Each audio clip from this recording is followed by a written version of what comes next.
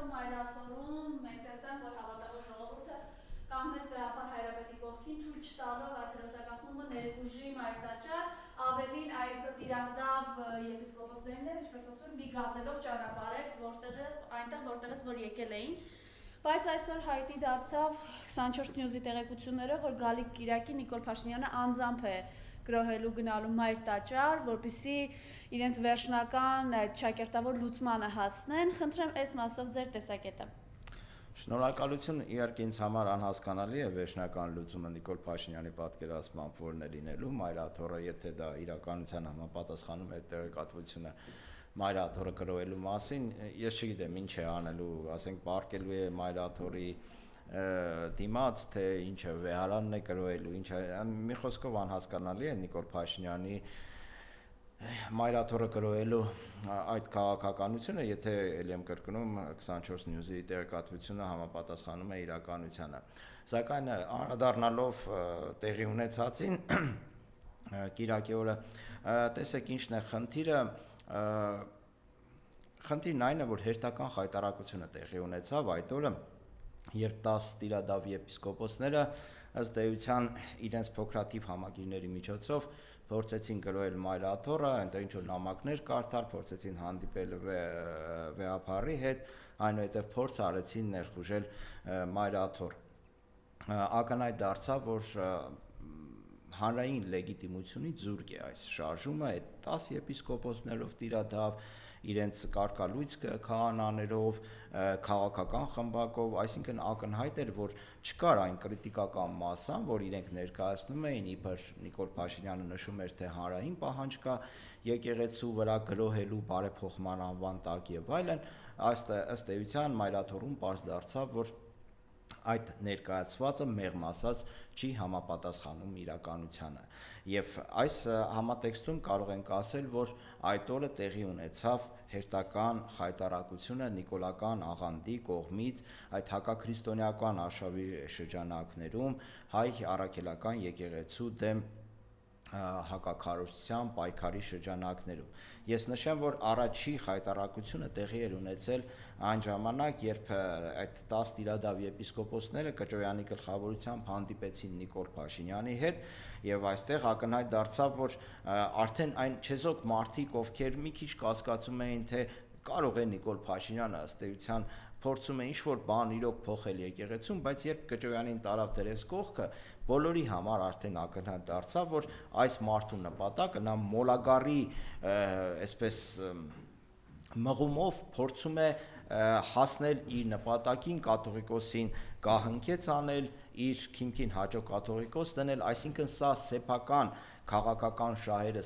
մի կողմից սեփական քաղաքական շահերը սպասարկելու քաղաքականություն է։ Բայց այս մոլագարը ըստ էության տեղեկությունների պատրաստում է գնալ 28-ին, գրոհելու է, հիմա ինչ պետք է անել։ Ես այդ եմ ասում, որ մի քիչ անհասկանալի է, թե գրոհը ինչ է նշանակում այս պարագայում, եթե համապատասխանում է իրականությանը այդ ամեն ինչը։ Երկրորդ արդեն ես մի քանի անգամ նշել եմ, որ այս եկեղեցու դեմ արշավը պատվիրված է, հրահանգված է այլ օտարերկրյա կենտրոններից։ Առաջի կենտրոնը դա այսպես ասած գլոբալիստական կենտրոնն է, որը հրահանգներ է տալիս Նիկոլ Փաշինյանին, ես ուզում եմ զուգահեռներ անցկացնել, իմ Facebook-յան էջում ես տեղադրել եմ այդ վիդեոն,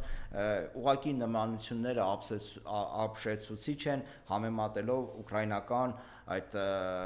Ուկրաինայում տեղի ունեցող իրադարձությունների հետ, երբ այնտեղ նույն ձևով կալանավորում են եպիսկոպոսին, ձեռնաշղթաներով բերում են դատարան, բանտարկում են, այսինքն երբ զուգահեռ անցկացնում ես նույն բանը տեսնում ենք Հայաստանում, կալանավորում են Բագրատ Սրբազանին, կալանավորում են Միքայել Սրբազանին, Մկրտիչ Սրբազանին, Արտակ Սրբազանին, նույն ձևով, նույն ձեռագիրն է։ Մյուսը ավելի այստեղ վտանգավոր է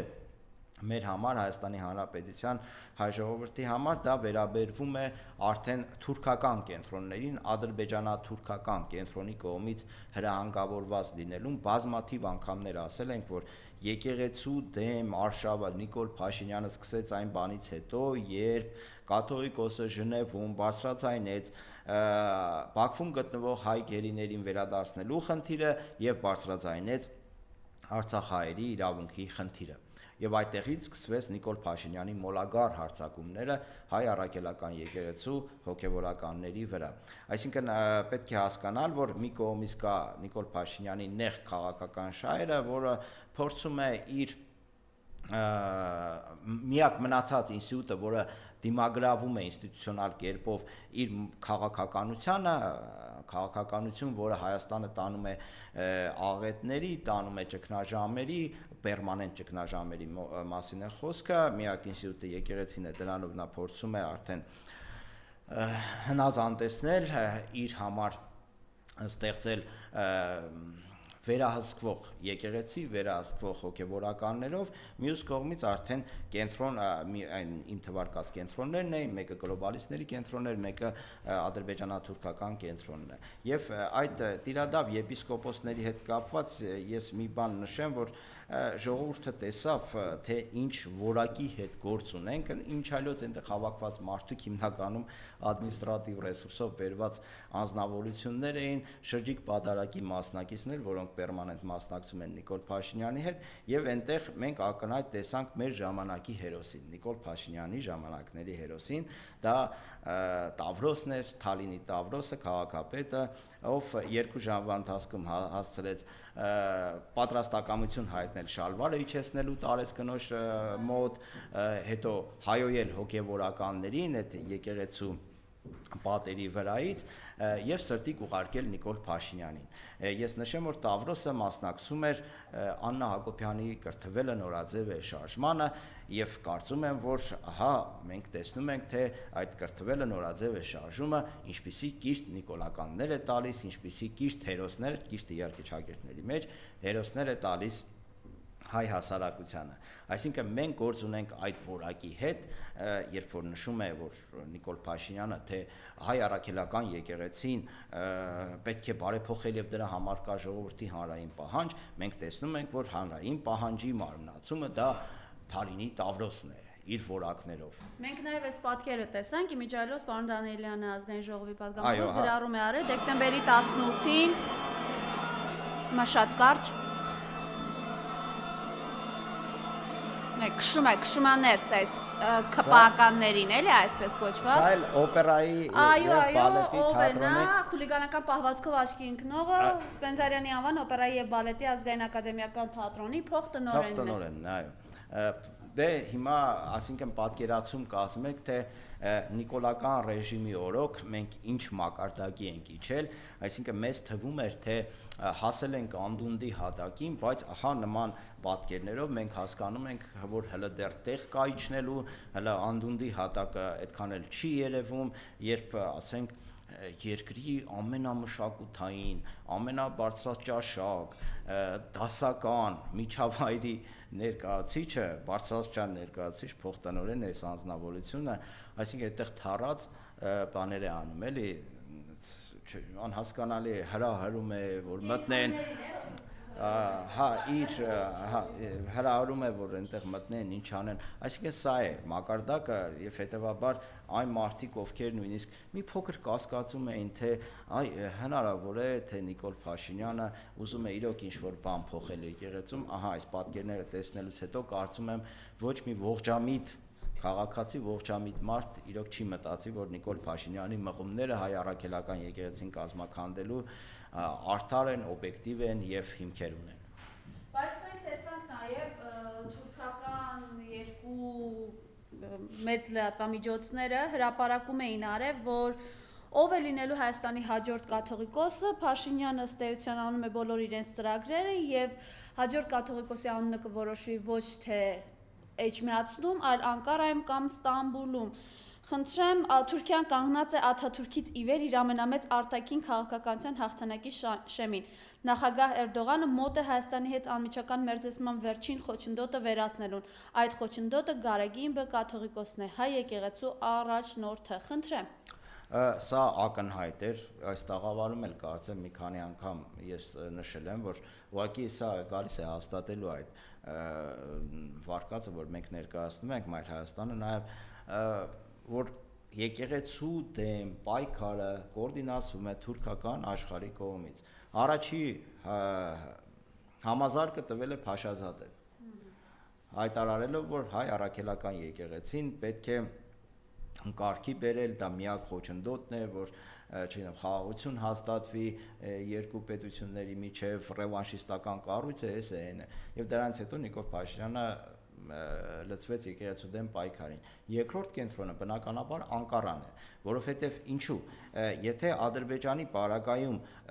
Բաքուն անհանգստանում է հայ առաքելական եկեղեցու կողմից բարձրաձայնող գերիների խնդիրներով, արցախահայերի իրավունքների պաշտպանության խնդիրներով, մշակութային ժառանգության պահպանության խնդիրներով, ապա Անկարայի պարագայում խիստ կարևոր է հայ առաքելական եկեղեցուն չեզոքացնել հայոց ցեղասպանության միջազգային ճանաչման գործընթացը վերջնականապես թաղելու համար։ Այս նույն լրատվամիջոցները ըստ էության գրում են նաև այն մասին, որ այլևս թաղված է հայոց ցեղասպանության ճանաչման հարցը եւ անուն է շրջանառվում Թուրքիայում հայոց եկեղեցու առաջնորդ Սահակ պատրիարքի տեխնատությունն են քննարկում վերոնշյալ շրջանակները, որոնք այժմ գտնվում են Ստամբուլում։ Մենք Նիկոլ Փաշինյանի օրոք իրոք թաղված է այդ գործընթացը, բայց դա չի նշանակում, որ միակ ինստիտուտը ըստ էության մնացել է հայ առաքելական եկեղեցին, ով բարձրաձայնում է հայոց ցեղասպանության միջազգային ճանաչման խնդիրը, խոսում է այդ մասին։ Հետևաբար այդ ինստիտուտն էլ պետք է փլուզել եւ նշանակել, ես չգիտեմ, կարծում եմ, որ մի քիչ չափազանցություն է, որովհետեւ Պոլսո պատրիարքին նշանակում է Էրդողանը անմիջապես, այսինքն այնտեղ թուրքական պետության կողմից վերահսկվող կառույց է պատրիարքարանը, բայց հիմա այս իրավիճակում ամեն ինչ հնարավոր է Նիկոլ Փաշինյանի օրոք, բայց չեմ կարծում, որ կարողանան այդպիսի օպերացիա կազմակերպել, որ Պոլսո պատրիարքի մասին էր խոսքը, չէ՞։ Սահակ պատրիարքին բերեն նշանակեն այստեղ հայոց կաթողիկոս, ասում են էտելու բրծ, ես կարծում եմ, որ եկեղեցին ունի բավականին այսպես առողջ իմունիտետ եւ կկարողանա դիմագրավել թուրքական այս արշավանքին, որը ղեկավարում է Նիկոլ Փաշինյանը եւ յուր փոքրաթիվ ԿՊԱ-ական խմբակը։ Հիմա ինչ պետք է անել, եթե իրապես այդ տեղեկությունները իրավացի լինեն դեկտեմբերի 28-ի գրոհի հետ կապված։ Ես դժվարանում եմ ասել, եթե դա իրականությանը համապատասխանի, ապա Նիկոլ երբ որ ինքը 10 եպիսկոպոսներին ուղարկեց այնտեղ, ես մտածում եմ, որ ցանկանում է բախում, այսինքն այնտեղ արյունահեղություն, բախումներ, ի վերջո երկու հակադիր ճամբարներ մի քանի մետր հեռավորության վրա իրարից եւ այնտեղ տեղ կար, որ կարող էին անմիջապես շփվել, դա բախումնավտանգ իրավիճակ է ստեղծում, պայթունավտանգ իրավիճակ է ստեղծում եւ յուրաքանչյուր պահի հնարավոր էր ինչ-որ դժբախտ պատահար տեղի ունենար, դե հազարավոր մարդիկ էին, մի մարդ կարող է իրեն չտիրապետել, մյուսը նույն ձևով եւ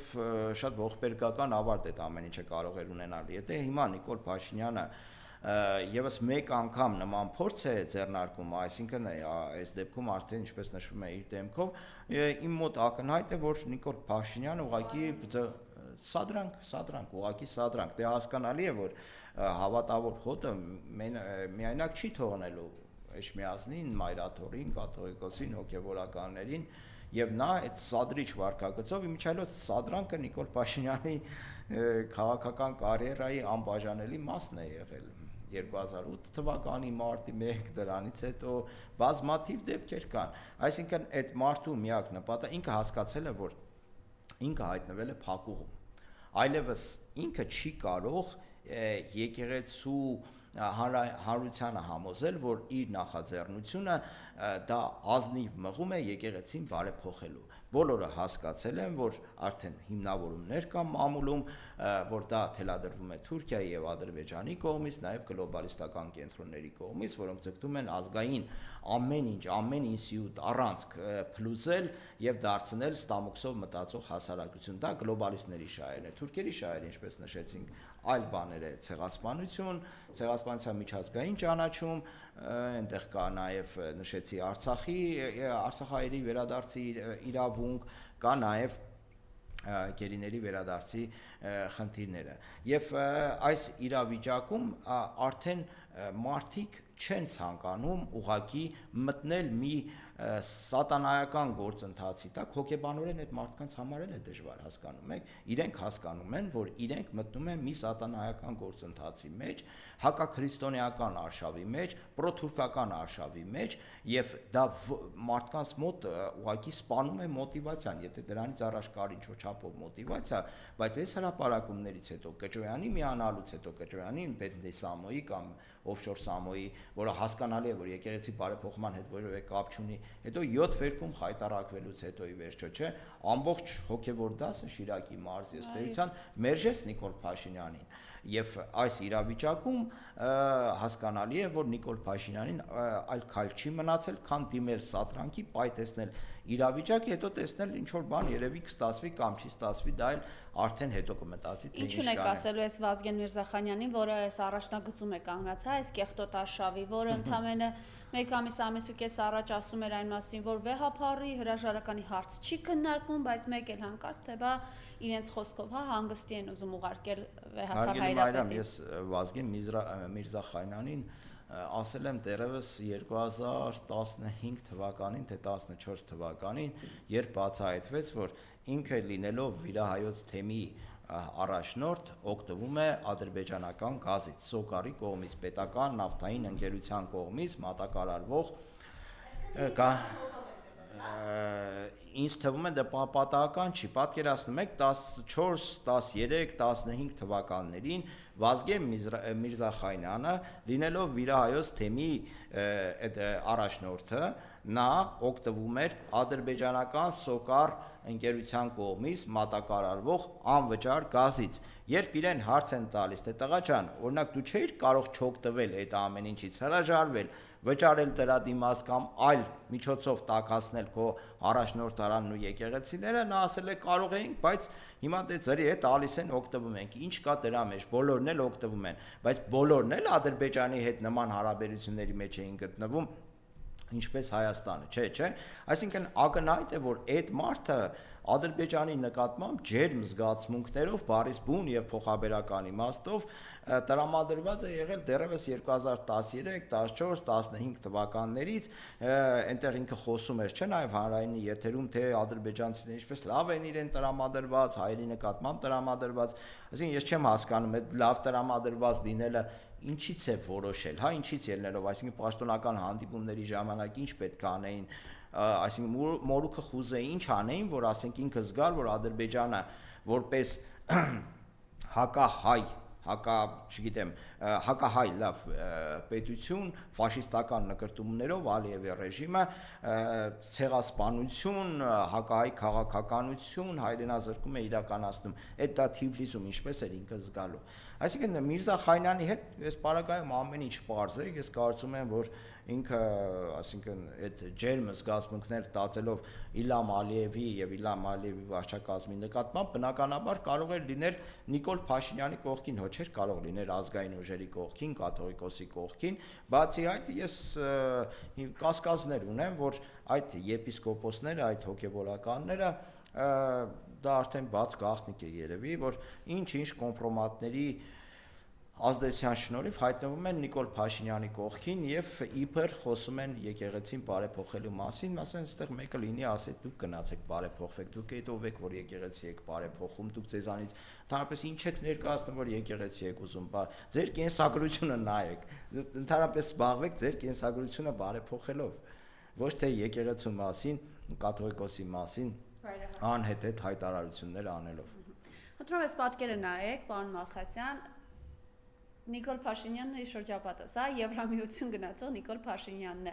Կանգնած Լուկաշենկոյի Ռուսաստանի նախագահի Պուտինի կարծեմ տոկարն է խնդրեմ։ Եվ տեսանք Սանկտ Պետերբուրգում խորին շնորհակալություն հայտնեց Ալիևին Փաշինյանը, բացի այդ նաև ըստ էության Ռուսաստանն իր դիմացը ստայք է դրել, 2 լարի խաղալուն վերջ տվեք,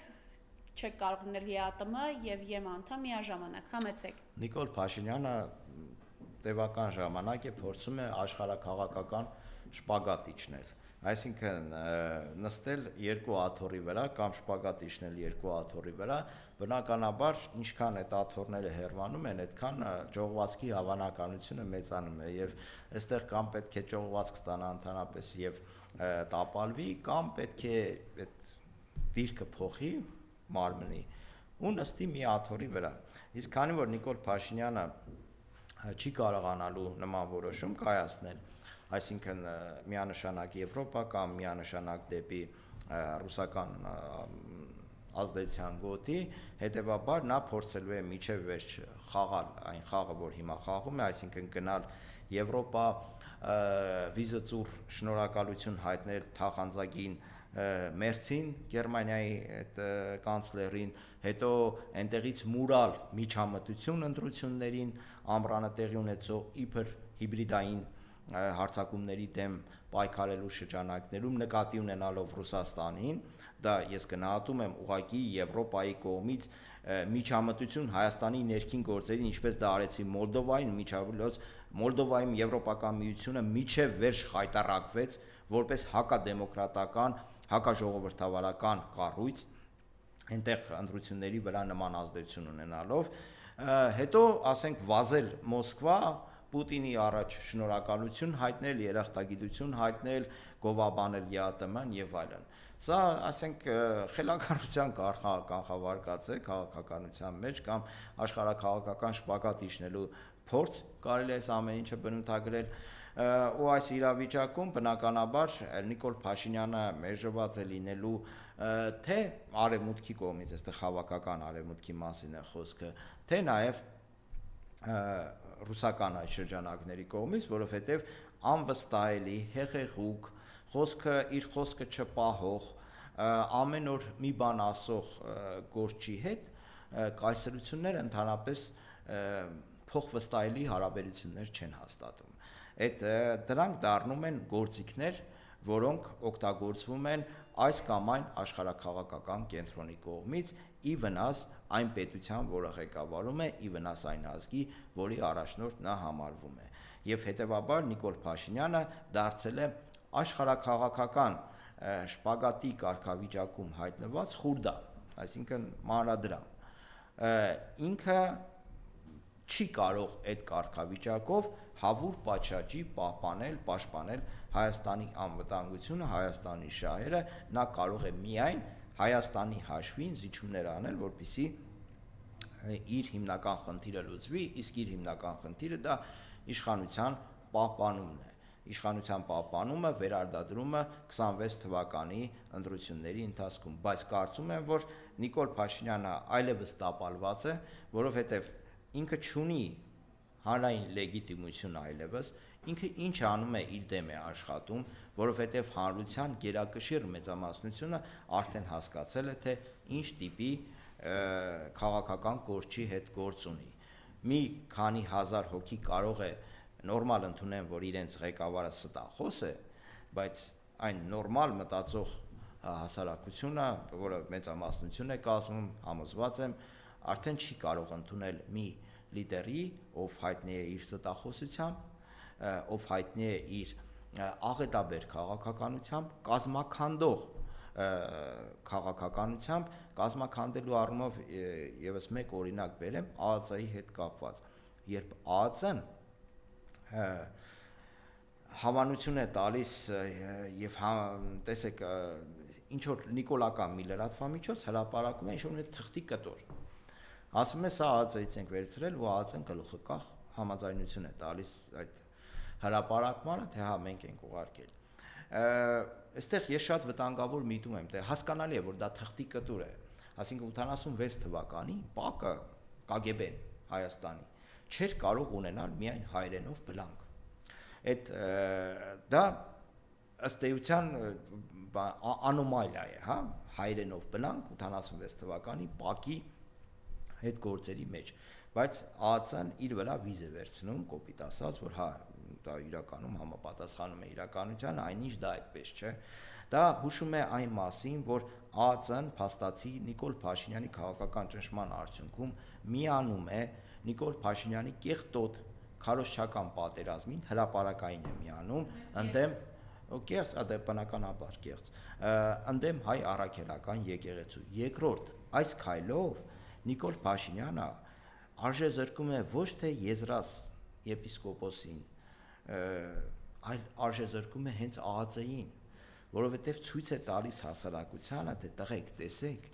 ինչ վիճակում է գտնվում մեր ազգային անվտանգության ծառայությունը։ Ես համոզված եմ, որ այնտեղ կան արժանապատիվ սպաներ, որոնք հաստ չեն այս իրավիճակի հետ, հաստ չեն այն բանի հետ, որ իրենք դարձել են սատանա բռնող, պատարագի տեքստ խմբագրող, այս կեղծ ինչ որ թղթի կտորներ հրապարակող, իրենք հաստ չեն այս ամեն ինչից։ Ես իրոք շատ եմ ուզում հավատալ, որ այդպիսի սպաներ կան եւ այդ սպաները չգիտեմ, իրենց համապատասխան վերաբերմունքով ցույց կտան, որ համաձայն չեն այս ամեն ինչից, ինչը ես կարծում եմ շատ դժվար է այս իրավիճակում։ Եվ Միքայել Սրբազանի նամակը, կոչը, խնդրանքը հույս ունեի, որ իմ նախկին եղբայրների մոտ ամոթն ու պատկառանքը պարզապես ննջել են կամ ժամկետային արձակուրդ են գնացել, սակայն պարզվեց, որ անհույս մահացել են, տեղի տալով հանրապետության գլխավոր անամոթի հակաեկեղեցական քաղաքականության աննախադեպ ծավալման։ Սրբազանի խոսքով ցավալի էր տեսնել այդ խայտառակությունը, ինչի չի եղել անգամ 1915 եւ 37 ճակատագրական տարիներին։ Խնդրում ենք վեհապար հայրապետի, որ անհողդողտ եւ անսասան մնաք, կտրելով եւ դեն նետելով տիրոջ այգու չորացած տուն կերը։ Հիասմունքն ենք հայտնում Մերաթորի օրինապահ միաբանությանը, եպիսկոպոսների եւ վարդապետներին քահանայից դասին, սարկավագած եւ մեր հավատավոր ու հավատարիմ ժողովրդին։ Մնացեք ամուր եւ զորավի եղեք ձեր մայր եկեղեցուն եւ նրա օծյալ հայրապետին։ Խավարը կանցնի, լույսը կրկին կհաղթի։ Խնդրեմ։ Եվս մեկ անգամ Միքայել Սրբազանը ճիշտ էր։ Եվ Միքայել Սրբազանի բոլոր այդ գնահատականների հետ համաձայն եմ, կիսում եմ։ Ես կարծում եմ, որ չկա չարիք առանց բարիքի։ Նիկոլ Փաշինյանը այս պարագայում եկեղեցու մեջ կատարել է սանիտարի դեր եւ այն կեղտը, որը տարիներով այդտեղ կուտակվել էր, ինչ օբյեկտիվ եւ սուբյեկտիվ պատճառներով չէին կարողանում այդ ինչպես է բնութագրում այդ չորացած տնկիները, հա, այգուց մաքրելը, հա, չէր ստացվում ուղղակի օբյեկտիվ եւ սուբյեկտիվ պատճառներով։ Հիմա Նիկոլ Փաշինյանը անգնահատելի հնարավորություն է տվել հայ առաքելական եկեղեցու հոգևոր դասին այդ անպետ եւ չորացած տնկիներից ազատվելու, կեղտից ազատվելու։ Այլ իրավիճակում ես չգիտեմ ինչ կարող էր լինել, որ ասենք Կճոյանին, Միրզախանյանին, մնացածին, Գևորգ Սիոն եւ այլն այդ տիրադավներին հանեին եկեղեցուց եւ համապատասխան ուղղությամբ ուղարկեին։ Չգիտեմ ինչ կարող էր լինել։ Ես համոզված եմ, որ այս ճգնաժամը եթե չլիներ, իրենք էլի գցնելու էին կաթողիկոսին, էլի աչն էին համբուրելու, էլի համարելու են անփոխարինելի եւ որևէ մեկը առիթ չէր ունենալու պահանջել այդ մարդկանց հրաժարականը, բացի այնտեղ ես նշում եմ Միրզախանյանի եւ Կճոյանի, որոնք ամենավարկաբեկված այսպես դեմքերն էին եւ ճիշտ է ասում Միքայել Սրբազանը եւ որ վեհապարը կաթողիկոսը պետք է համապատասխան վերաբերմունք ցույց տա այդ մարդկանց թեմերի ղեկավարի պաշտոնից հանեցին այդ մարդկանց, այո, նաեւ թեմական խորհուրդ, չէ, թեմական խորհուրդը չէ, Գերագույն հոգևոր խորհրդի կազմից որոշներին հեռացրեցին, կարծում եմ սա ճիշտ քաղաքականություն է, այդ մարդկանց հետ չպետք է դավաճանների հետ ընդհանրապես որևէ կոմպրոմիսի գնալ հարկավոր չէ։ Այսքանը։ Ես եմ շնորհակալ։